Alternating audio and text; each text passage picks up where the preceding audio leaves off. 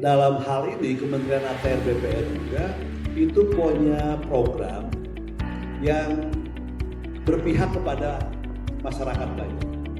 Nah, program-program itu menjadi program strategis.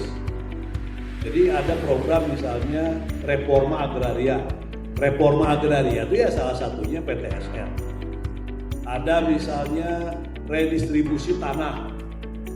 Ada tanah-tanah, baik misalnya hutan sudah nggak kepake, atau tanah-tanah bekas HGU yang sudah habis tidak diperpanjang, itu selain digunakan untuk kepentingan negara, kepentingan pemerintah, juga itu didistribusikan kepada masyarakat, pada rakyat yang belum memiliki tanah. Program-program ini dalam rangka penguasaan hak atas tanah itu supaya berkeadilan, supaya masyarakat yang selama ini tidak memiliki tanah dia bisa mendapatkan tanah, masyarakat yang selama ini menduduki tanah tapi surat-suratnya belum ada, gitu. Jadi pada dasarnya bagaimana keadilan atas penguasaan tanah itu bisa terjadi.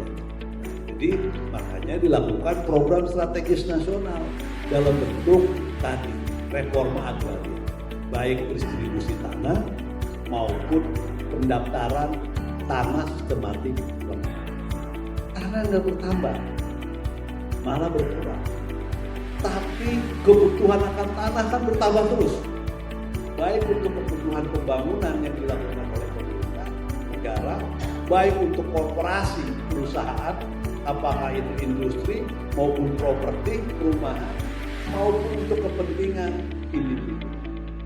Sementara jumlah tanahnya nggak bertambah, maka disitulah potensi akan munculnya konflik-konflik akibat pertanahan. Tadi baik vertikal maupun horizontal. Vertikal antara masyarakat dengan negara, dengan pemerintah, dengan korporasi, maupun antar warga negara.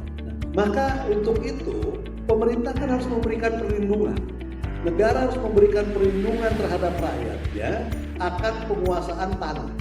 Bukti kepemilikan yang paling otentik dan tertinggi dalam soal tanah itu kan sertifikat ya. Kalau tanah kita sudah bersertifikat, maka nilai ekonomi akan naik. Harganya menjadi lebih mahal. Jadi inilah yang namanya program strategis nasional dari Kementerian ATR BPN.